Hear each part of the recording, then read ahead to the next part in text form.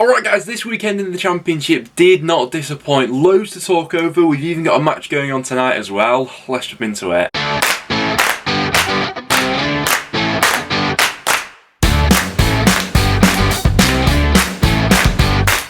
Guys, welcome back to another video on the channel. Now this video is going to be split into two parts. First half of the video, we're going to be going over all the weekend's action, and in the second half of the video, I'm going to be giving you guys my midweek score predictions for some of the rearranged matches that we've got going on in midweek. But as always, make sure to get your thoughts on everything in the comments down below. We had a pretty bonkers one in terms of everything going on this weekend. Loads of different scenarios and storylines to talk over. If you did go to enjoy, make sure to leave a like. But without any further ado, let's jump into this one. So starting out with the first early kickoff on Saturday, we have Bristol City claiming the bragging rights in this one as they came out on top with a 3-2 victory over Cardiff. And things started out pretty worryingly for Bristol City. They had both Rob Atkinson and Andy King going off in the first half with injuries. Cardiff then took advantage of that as they took the lead. Nice ball in from Doyle into Collins, but almost instantly there was a response from Bristol City with Martin getting that goal back, and in the second half pretty much looked like one-way traffic for Bristol City, really. That front three that they've got now working for them of Martin, Weimann and Semenyo, all involved in the goals for this one. Semenyo especially, I thought, looked absolutely unplayable at times. I've always thought that Semenyo was a cracking sort of natural talent, but never really had the sort of goals and assists to go along with that. Well, now in this season, he's properly adding that to his game. The assist for the Weimann goal especially showed brilliant strength for that one. But Chris Martin with a brace in this one. His second goal he took absolutely expertly from outside the box. Weimann with the third. And in the end, Bristol City were fairly comfortable in the second half. I know that Cardiff got that goal back, which was a little bit sloppy from Bristol City's point of view. But overall, Cardiff, and especially in that second half, were well below par. And Cardiff in a pretty fortunate situation that other teams around them have had point deductions this season, because if that wasn't to be the case, they'd be well rooted inside the bottom three at the moment. And probably the worrying thing for Cardiff at this point in time is there is a little bit of a gap which is starting to appear between themselves and Hull above them. There's now a 6-point gap between 20th and 19th in the Championship. I know that Cardiff have a game in hand, but they're not exactly in sparkling form at the moment where we'd think that they capitalise on that game in hand.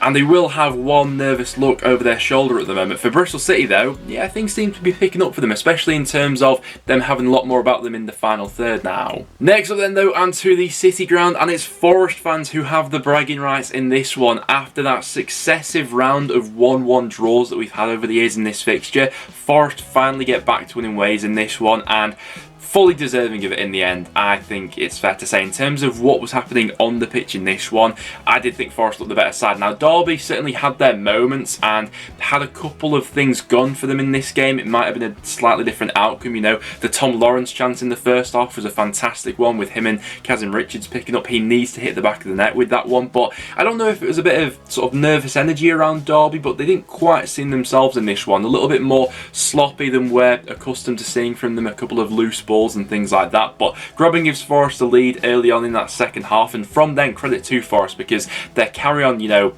committing players forward, going for that second goal. It's not a case of them sitting back and holding on to what they have. The second goal comes on a break. Zinkernagel and Brennan Johnson linking up fantastically. But I mean, this game really did have a bit of needle to it and a bit of spite, which is there and present in all good Derby games, really. And I think that Forest probably handled this one well. When Derby got the penalty, Lawrence took that away, and they sort of just got into the Derby players' heads from that point onwards. You know, Bryce Samba slowing things down. He was an absolute wind-up merchant throughout this game. Everything started to boil over at that point. The Ravel Morrison red card obviously follows in added time, which, to be honest, I thought was a little bit harsh. I thought that, you know, even maybe some Forest fans will admit that. But after that, the tensions continue to boil over, and even going into full-time as well. But in terms of the 90 minutes on the pitch, there's no questions that Forest were the better team for me in this one, and really sort of boost their confidence now for a proper push at the top six. In terms of Derby, fingers crossed we get a bit more concrete news for them in terms of a potential buyer over the next week or so. But yeah, it's Forest fans who have the bragging rights for now. Next up then to St Andrews, we had Birmingham beating Barnsley by 2-1, but this game, similar to the Forest against Derby game, sort of being the backdrop for a lot of things that are happening off the pitch at the moment, particularly with Birmingham, where there were, protests before, after, during the game for this one. I'm sure that's a trend which is going to continue now throughout the rest of the season, unless anything changes in regards to the ownership at Birmingham. But in terms of on the pitch, it didn't seem the game with the most quality going on this weekend, albeit Birmingham had a little bit more about them in the final third. Onel Hernandez with his first goal for the club, him linking up with Djukovic quite well. Hogan with the second to put them 2-0 up.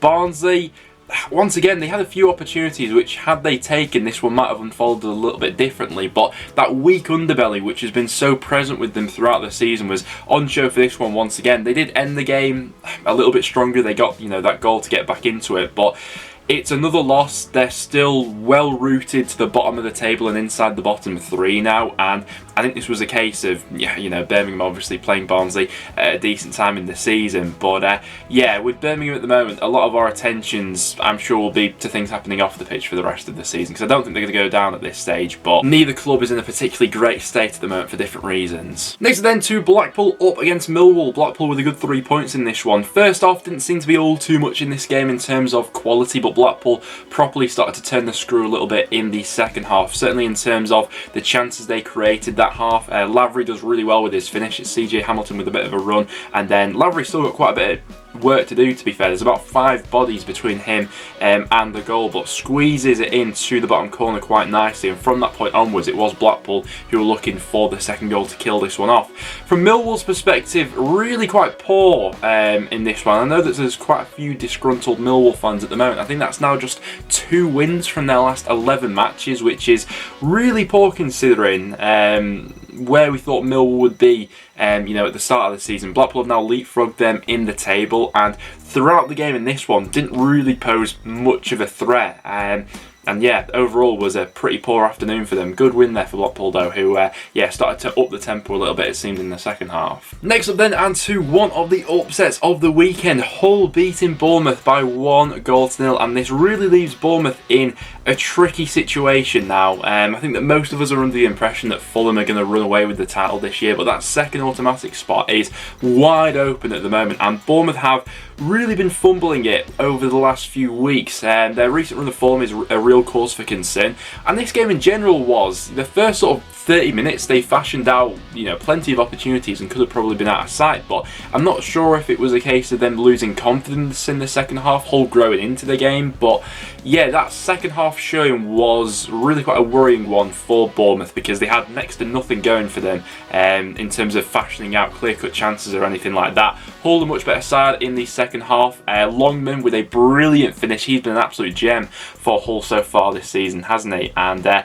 brilliant win for them on the road. 2 wins from 2, and it's now looking like Grant McCann is on his way out of Hull City. No official confirmation as of recording, but it's looking like more than likely that will be the case. Grant McCann's been a really weird one since he's been the Hull manager, because, and Hull fans may correct me on this, but it's always felt from the outside looking in that Hull fans have never really properly taken to McCann. There's been some real lows under him, and although they have had this sort of upturn recently, I'm not massively surprised that the owners have made this call, even with obviously the recent results which have been fantastic for them.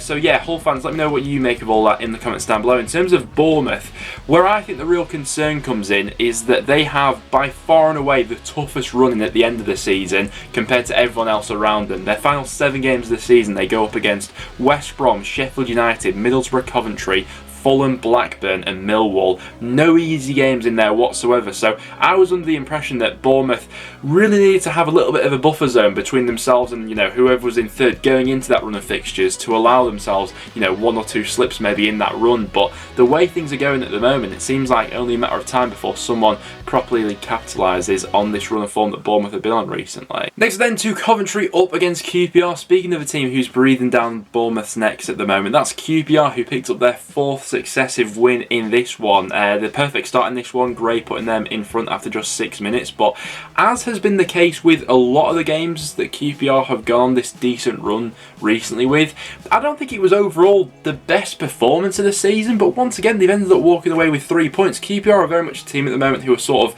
playing well in patches of games, and that's being enough for them to get them over the line. Coventry, I think, will be quite disgruntled by the fact that they've not got anything from this game when they look like, you know, the team that was on top for the majority of it. Shipley's goal, by the way, was an absolute thunderbolt into the back of the net, and from that point onwards, and the way that the momentum looked to be going in this game, it seemed like Coventry were the team on top and they go on to get the win. But Albert Adoma is always a man for the big moments, and he came up with exactly that to give QPR all 3 points in this one. So frustrating one from Coventry's point of view. It seems like the sort of trend we had with Coventry last season, whereby they create, you know, a lot of chances but would only get 1, maybe 2 goals from that. You know, at the start of the season, they seem to sort of break that mould with, you know, Gyökeres being fantastically clinical. But bit of a frustrating one for Coventry recently. In terms of QPR, they've got games in hand on all the teams above them and could climb into the top 2 with a win in that game, which is absolutely massive for them. Next up then to Reading up against Huddersfield. 5 wins from their last 7 matches in all competitions for Huddersfield, but I'm not quite sure how to go ahead and summarise this game because it was absolute carnage.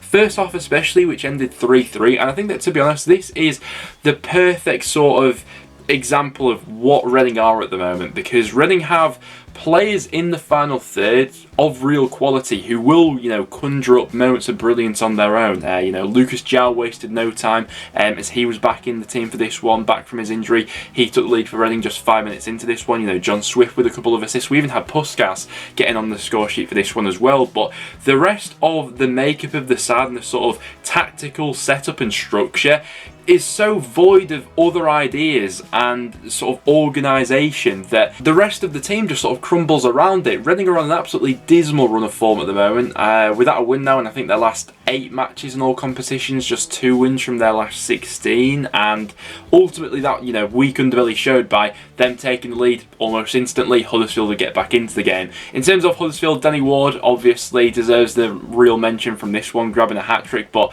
the pick of the goals no doubt being the ultimate winner in this one in the second half, an absolute thunderbolt from outside the box. But it's such a difficult one to dive into at the bottom of the Championship at the moment, because Reading, it seems like keep getting handed this lifeline of not falling into the bottom 3 because Peterborough have been so poor for so many weeks as well. But Paunovic is walking on such thin ice at the moment that I struggle to see how Reading react to this. Next up then, and to Bramall Lane. Sheffield United getting back to winning ways in this one as they saw off Luton by 2-0. Luton going down to 10 men in the second half as Sheffield United had a 2-goal lead, but thankfully for their sakes they were able to hold on to the 2-goal lead this time. But by far and away, I think Sheff United were the better side in this one, and I wasn't really sure what to expect from the home side in this one because obviously I saw them in midweek against Preston. In the first half of that game, they looked really good, and they sort of took that first half from their performance against Preston and translated it more into this one. A lot more control about their play. Even before they had the lead, they were, you know, getting involved in the final third, had chances. Brewster looked lively throughout this one, deservedly so, and he got his goal in the second half as him and Bogle linked up quite well. And then from that set piece situation, Robinson puts them 2-0 in front, which would have been a bit of a disappointing one for Luton. And from that point onwards, the game was sort of killed, really. You know, Burke picks up the red card soon after that, and Luton couldn't find a way back into the game. But a good way for Sheffield United to react to that disappointment last time against Preston. And looking at the table now, you know, still with Sheffield United having those games in hand, up to 11th at the moment. We'll see. There could still be that late top 6 charge coming in from the Blades. Next up then, and to Stoke up against Fulham. Fulham with another win as they extend their lead at the top of the Championship to 8 points. Now, the biggest compliment that we can probably give them out of this game is the fact that they did it and still scored 3 goals without both Mitrovic and Harry Wilson, arguably their 2 best players so far this season. But Stoke certainly gave them a run for their money, and on another day, could have picked up a point from this one. You know, I certainly don't think that Stoke were disgraced by this game.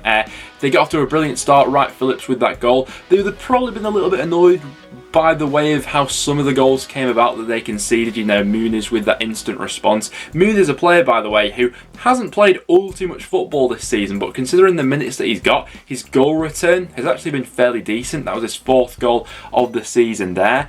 Carvalho then gives Fulham the lead going into half-time. Baker scores an absolute worldie in the second half. Interestingly enough as well, Stoke have scored more goals from outside the box than any other Championship club this season. That's 11 goals scored now for Stoke from outside the box. But yeah, absolute thunderbolt with this one. But Bobby Reid comes up with the winner from Fulham. A little bit annoying maybe from Stoke's point of view. The goalkeeper probably could do a little bit better with this one, but Reid still has a bunch to do in terms of the finish itself, which is an absolutely ferocious strike. And like we were saying, I think that most people are sort of under the opinion now that Fulham may continue to solidify that place at the top of the Championship. But in terms of Stoke, really good showing, all things considered, especially in that second half when they went sort of toe-to-toe with Fulham, albeit they just came out a little bit short, and Fulham were just their clinical best once again in the final third. Next then to North End up against Swansea. Now, there didn't seem to be all too much in this game, but Swansea just about edging it in terms of like the goal mouth action and stuff like that. Yeah, there wasn't all too much in this one, but I think that a lot went into North End's performance in midweek, being down to 10 men, that coming into this one against Swansea, a side who holds on to the ball as well as they do, and you know, North End forced to chase and close things down, we just looked really jaded for this one. I think it was probably a mistake in hindsight looking back on it, not freshening up maybe the midfield a little bit going into this one. I think we'll be forced to do that now, with obviously Daniel Johnson set to miss the next few fixtures for North End due to him being away on international duty. But Ryan Manning with an absolute strike and a half to give Swansea the lead. Poor from Ben Whiteman really, he's looking to set us off on the counter-attack. That pass is intercepted and Ryan Manning absolutely fires it in. He had another chance to score quite a similar goal later on in that half as well. In terms of Preston, we didn't really have that much going forward. Things weren't really sticking for Evans or Reese for this one. Ryan Ledson had a chance right towards the end, but Cunningham blocked that one on the line, which was a little bit frustrating. But good win for Swansea there. They also saw the first glimpse of Wolf as well. Really excited to see how he gets on for the rest of the season. But yeah, a bit of a frustrating one for Preston, who just looked a little bit jaded in this one. And finally finishing it off at the Hawthorns, we had West Brom beating Peterborough by 3-0. Now this seemed like it was on course to be another quite frustrating game for West Brom up until the 78th minute when they finally broke the deadlock, and from then on the floodgates opened and they obviously scored 3 of the goals. For Peterborough, more of the same really. Peterborough have a massive game coming up in midweek, which almost seems like a must-win for their current situation against Birmingham, who on the whole haven't exactly been on a great run of form recently, and it is at home for Peterborough where they have picked up the majority of their points so far this season. The worry for West Brom will be the injury to Daryl Dike. Don't get me wrong, the substitutes coming on probably changed the game in the end for West Brom, you know. Dan Garner, who got a goal, and Callum Robinson, who popped up with 2 assists as well. But we'll wait and see the sort of severity of that and how long he's actually going to be kept out of action for. But I'm very interested to see what West Brom are like in midweek, so I will be seeing them in, you know, first hand. I'll be going to the Hawthorns as they take on my side, North End. But good win there for West Brom, albeit we probably expected this one against a Peterborough side who have been really poor on the road this season. But those were all the matches that we had going on in the Championship over the weekend. Obviously, we've still got another game going on tonight in this round of fixtures as well. Blackburn up against Middlesbrough. I have just edged towards a Middlesbrough win in that game, but I put a poll out on the community tab before for you guys to vote on, and at the moment around about 50% of you are backing Blackburn for a home victory in that one. Blackburn's record at Aywood Park has been really good so far this season, but maybe with Brereton missing and Middlesbrough on this winning run at the moment, that may change. But yeah, that should be a really good one tonight. Feel free to leave your thoughts in the comments down below for that one. But we also have some midweek action to go ahead and preview, which we'll jump into now. So make sure to get your score predictions for these games in the comments down below. So jumping into the midweek fixtures, tomorrow we've got Peterborough going up against Birmingham. Peterborough absolutely need to take advantage of the games in hand that they have on Reading here, and that starts with this one against Birmingham. We need to see at least something from this posh side. Now, Birmingham did get a win at the weekend, and some of their, you know, loan additions that have come in recently, I do think have helped them out in terms of adding a little bit more at both ends of the pitch. I'm just gonna say that Peterborough may snatch a point from this one. I'm going to say a 1-1 draw, but a Birmingham away win wouldn't surprise me. Peterborough needs something though over these next few weeks to gain a little bit of ground back up on Reading, so I'll say 1-1. Coventry up against Stoke's an interesting one because both sides played fairly well at the weekend, but both were on the wrong side of a result. I'm just going to edge towards Stoke though. Got a bit of an inkling that they may get back to winning ways in that one. Coventry played decent at the weekend, but were quite wasteful with the chances they missed. With Matty Godden still out, maybe the balance just falls to Stoke in that one. Luton up against Bristol City. I'm actually going to say that Luton are going to bounce back in that one. It was a great win for Bristol City over the weekend, and it seems like that forward three is now finally clicking, but I still have a few reservations about them at the back, and Luton could take advantage of that. I'm going to go 2-1 Luton. Forest up against Barnsley. I think that Forest will be riding a wave of momentum after that Derby result. I don't think that Barnsley will put up all too much of a fight here. I'm going to go 2-0 Forest in that game. QPR up against Swansea is an interesting one. It was a good win for Swansea over the weekend against North End. QPR with another win though, and I think they get another one over the line in this one. I'm going to go 2-0 QPR, even with some of the players they're missing at the moment. You know, Johansson was missing from that side of the weekend as well. They're just finding a way to get results at the moment. They have, you know, spells of quality. They have players in the final third who will cause problems. I think they get another win in that one. I'm going to go 2-0 QPR. Finally then, on Wednesday, we have West Brom up against Preston at the Hawthorns. It's going to be an interesting one, this. West Brom without Daryl DK, Preston without Daniel Johnson because he's been called up to the Jamaican squad. Really interesting to see Cameron Archer, who Preston have just got on a loan deal from Aston Villa. It'd be interesting to see if he's thrown straight into the starting 11, but I never like going to West Brom because our record there is absolutely dismal. I think the last time Preston won at the Hawthorns, you're going all the way back to the 70s or something like that. I've got a feeling that West Brom may just edge this one. They are still unbeaten at home as well. I'm going to go 2-1 West Brom in that game and hope that I'm proven wrong. But those are my thoughts ahead of the weekend. Make sure to get all your thoughts in the comments down below of everything that went on over the weekend and everything that is to come in the week as well. As always guys, if you did go on to enjoy, make sure to leave a like and do stick around and subscribe for some regular Championship content. Apart from that though guys, thanks for watching and I'll see you all in the next one.